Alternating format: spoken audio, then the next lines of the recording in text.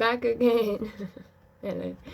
Okay, so The Hidden Life of Trees, that's a book we've been reading, and it's by Peter Wohlleben. I highly recommend that you get a copy. He's got other books too, I think. Not too sure, but for now we're reading this, and we are at chapter 18. Interesting title.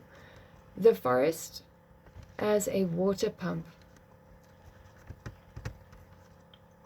I feel like this is going to answer a lot of people's sort of inner questions or outer suggestive questions or statements. Anyway, that includes me, but yeah. How does water get to the forest anyway? Or to take one step further back, how does water reach land at all? It seems like such a simple question, but the answer turns out to be rather complicated. For one of the essential characteristics of land is that it is higher than water. Gravity causes water to flow down to the lowest point, which should cause the continents to dry out. The only reason this doesn't happen is thanks to supplies of water constantly dropped off by clouds, which form over the oceans and are blown over land by the wind.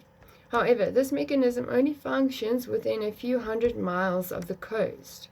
The farther inland you go, the drier it is because the clouds get rained out and disappear. When you get about 400 miles from the coast, it is so dry that the first deserts appear. If we depended on just this mechanism for water, life would be possible only in a narrow band around the edge of continents. The interior of land masses would be arid and bleak, so thank goodness for trees. I'll just insert thank God for trees, amen. Of all the plants, trees have the largest surface area covered in leaves. For every square yard of forest, 27 square yards of leaves and needles blanket the crowns. Wow. Part of every rainfall is intercepted in the canopy and immediately evaporates again. In addition, each summer, trees rise up to 8,500 cubic yards of water per square mile, which they release into the air through transpiration. This water vapor creates new clouds that travel farther inland to release their rain. As the cycle continues, water reaches even the most remote areas. This water pump works so well that the downpours in some large areas of the world, such as the Amazon basin, are almost as heavy thousands of miles inland as they are on the coast. Cool. There are a few requirements for the pump to work. From the ocean to the farthest corner, there must be forest. And most importantly, the coastal forests are the foundations for this system. If they do not exist, the systems fall apart. Scientists credit Anastasia Makareva from St. Petersburg in Russia for the discovery of these unbelievably important connections. They studied different forests around the world, and everywhere the results were the same. It didn't matter if they were studying a rainforest or the Siberian taiga, it was always the trees that were transferring life-giving moisture into landlocked interiors. Researchers also discovered that the whole process breaks down if coastal forests are cleared. It's a bit like if you were using an electrical pump to distribute water and you pulled up the intake pipe out of the pond. The fallout is already apparent in Brazil, where the Amazonian rainforest is steadily drying out. Central Europe is within the 400-mile zone and therefore close enough to the intake area. Thankfully, there are still forests here, even if they are greatly diminished. Coniferous forests in the northern hemisphere influence climate and manage water in other ways too. Excuse me. Sorry, actually, this cough quickly. Conifers give off terpenes, substances originally intended as a defense against illness and pests. When these molecules get into the air, moisture condenses on them, creating clouds that are twice as thick as the clouds over non-forested areas. The possibility of rain increases, and in addition, about 5% of the sunlight is reflected away from the ground. Temperatures in this Temperatures in the area fall. Cool and moist, just how conifers like it. Given this reciprocal relationship between trees and weather, forest ecosystems probably play an important role in slowing down climate change. For ecosystems in Central Europe, regular rainfall is extremely important because water and forests share an almost unbreakable bond. Streams, ponds, even the forest itself, all these ecosystems depend on providing their inhabitants with as much stability as they can. A good example of an organism that doesn't like a lot of change is the freshwater snail. Depending on the species, it is often less than 0.08 inches long, and it loves cold water. They like it to be no more than 46 degrees Fahrenheit, and for some freshwater snails, the reason for this lies in their past. Their ancestors lived in the meltwater that drained off the glaciers covering the large part of Europe in the last ice age. That's interesting. Clean springs in the forest offer such conditions. The water comes out a constantly cool temperature, for these springs are where groundwater bubbles to the surface. Groundwater is found deep underground, where it is insulated from outside air temperatures, and therefore it is as cold in summer as it is in winter. Given that we no longer have any glaciers, this is the ideal replacement for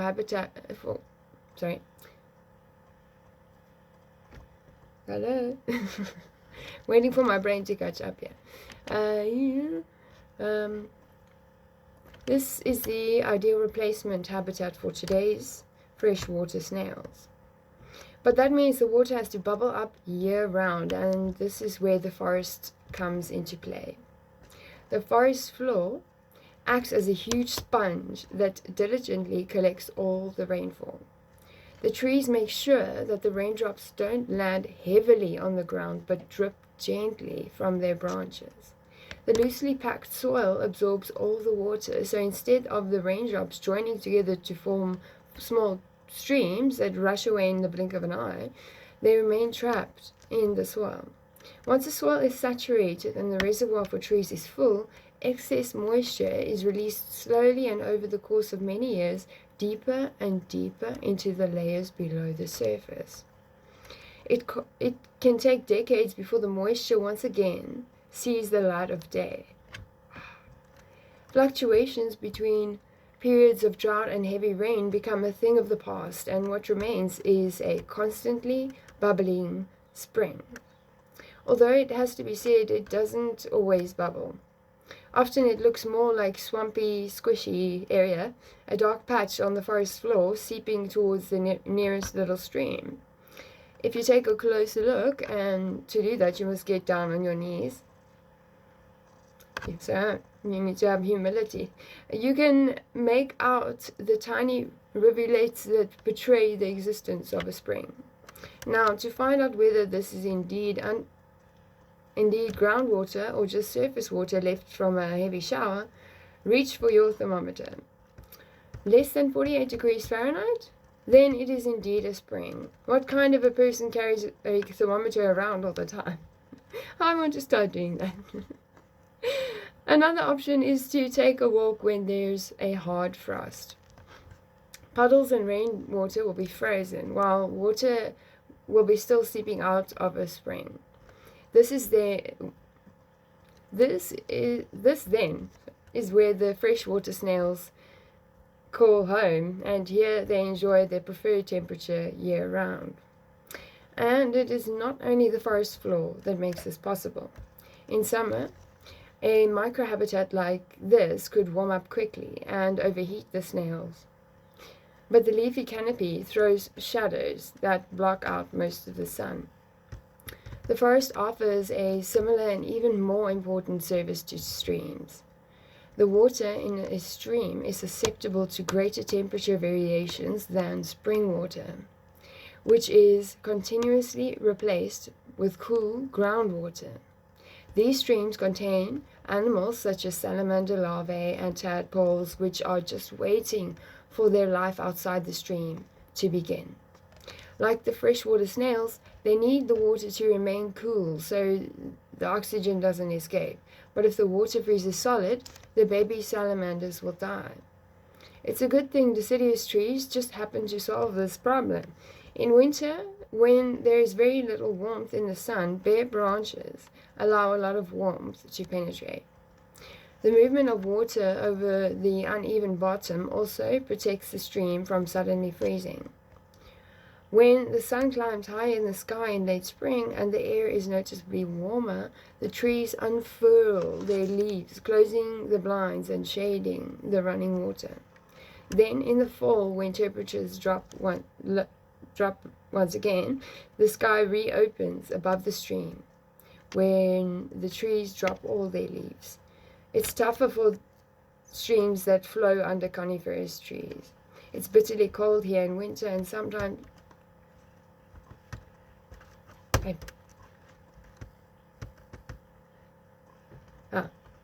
it's bitterly, sorry for the technical difficulty of my finger pressing the wrong button. It's tougher for streams that flow under coniferous trees. It's bitterly cold here in winter, and sometimes the water freezes solid. Because it warms up only gradually in spring, this habitat is not an option for many organisms. But pitch dark streams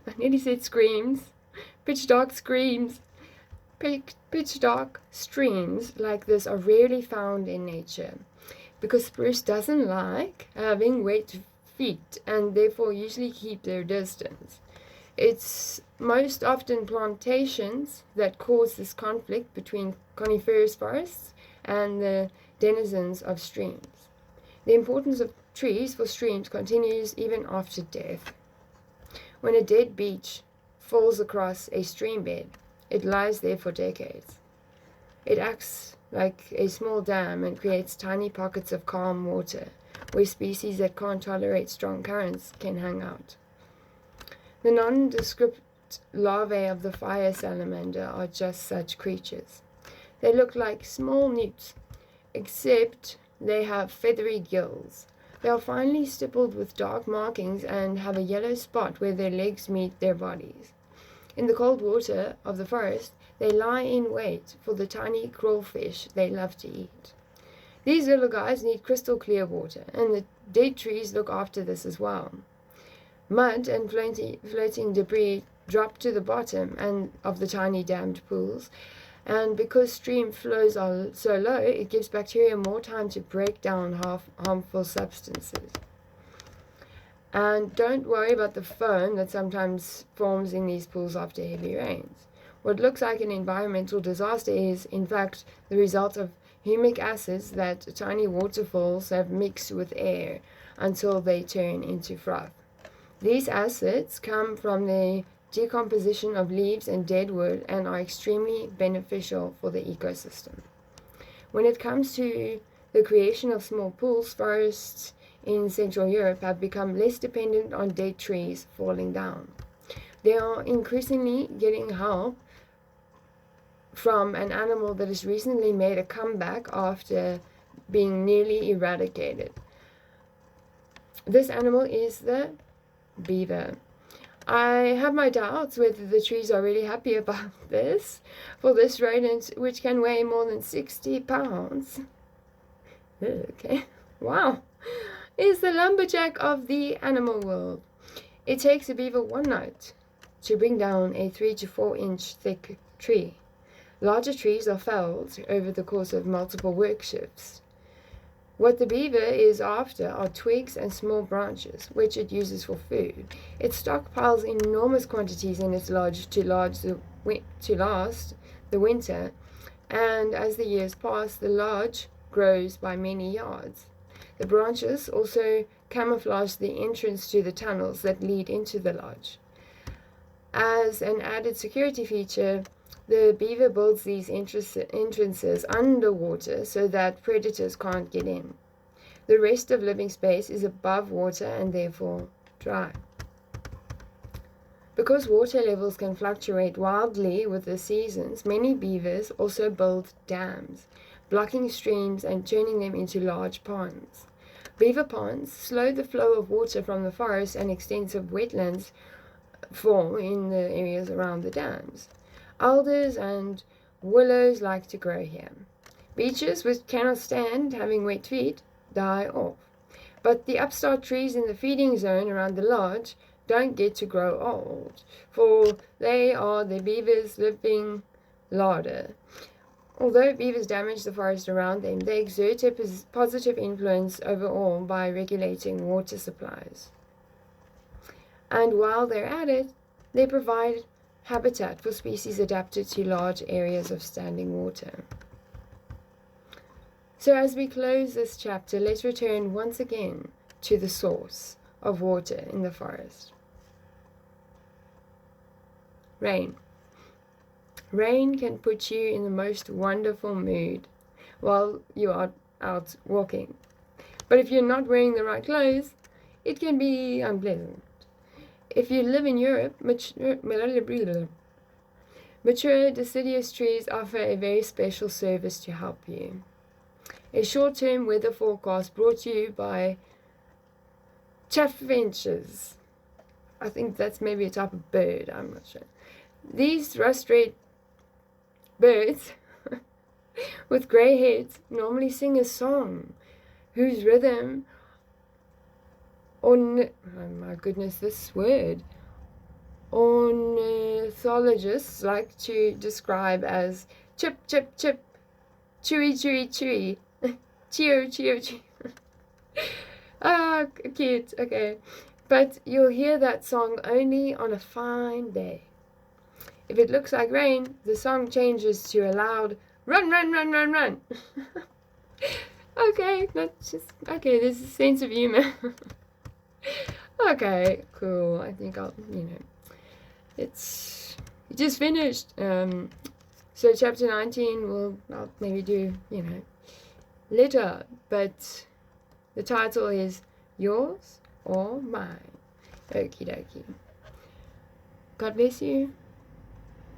And remember to breathe today with some intention and attention. I suppose that's fine as well. And step outside, maybe look up at the sky and just check what the sky canvas is showing you, and just in your eyesight pick something to be grateful for. And wish you the best. Bye.